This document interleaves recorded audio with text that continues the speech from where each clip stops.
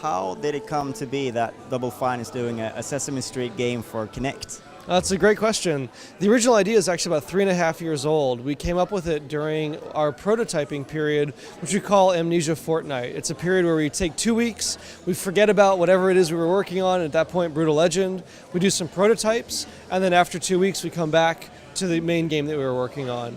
And the original inspiration for me was, I feel like so much of our industry is very, it's kind of a downer, right? We're very narrow. We have mostly games about, people who like to shoot one another. I was like, man, I love this medium. I feel like we can do so much more than what we're doing right now. And I was like, well, how about a game about joy? I'd love to do something that's uplifting, that's exciting. In fact, the original name for the game was Happy Song, because it was a game that I wanted people to, in the same way that you have hear on the radio a really happy song that makes you feel good, I wanted a game that people would see and feel that same level of happiness. So that was during Brutal Legend. Tim and I kept talking about the project, especially as we got near the end.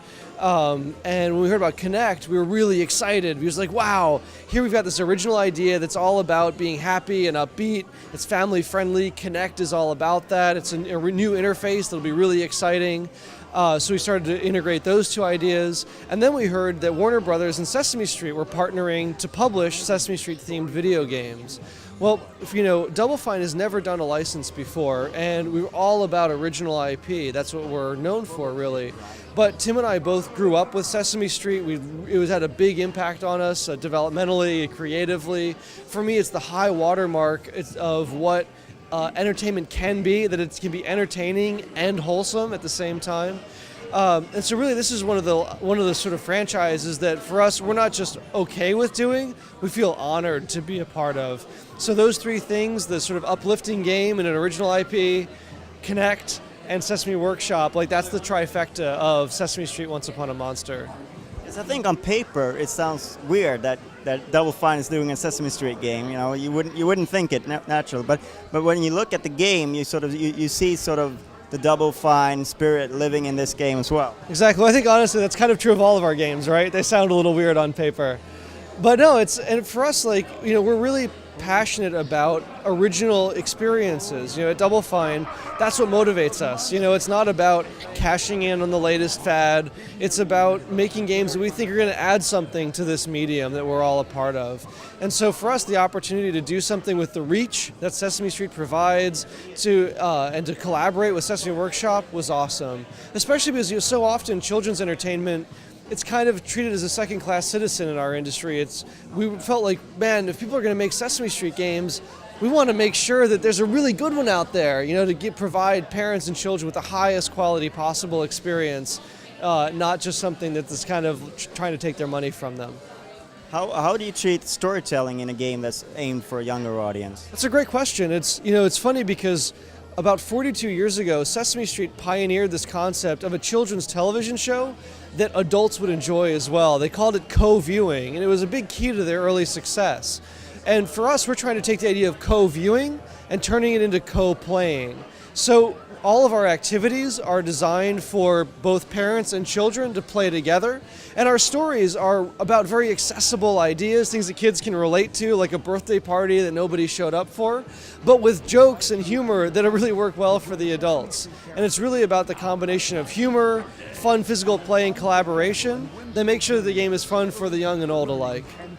And I think a lot of your fans, your fan base, are about my age, and we've grown up with Sesame Street, and we'd love to see what you guys, what your take on it is. That's exactly right. That's a lot of the reason why I think so many people in our industry are excited about things like Kinect. We want to make games that reach our family, our children, our nieces and our nephews. Tim, his daughter, is right in the sweet spot for Sesame right now. And a lot of our developers, even at Double Fine, have families in this age. And of course, we naturally want to give something back, not just for our own kids, but collectively for, more families to be able to enjoy this medium together. Speaking of the size of the project, is it a retail product or a downloadable product?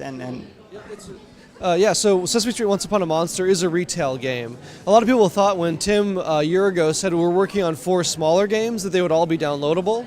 But for us, distribution is really a means to an end. It's about how do we make a game for the right budget, at the right price point, with the right market. And for this game, because it's about families, it's got it's a Sesame Street game. We're focusing on retail, but it's still scoped smaller than the huge multi-year epic that was Brutal Legend.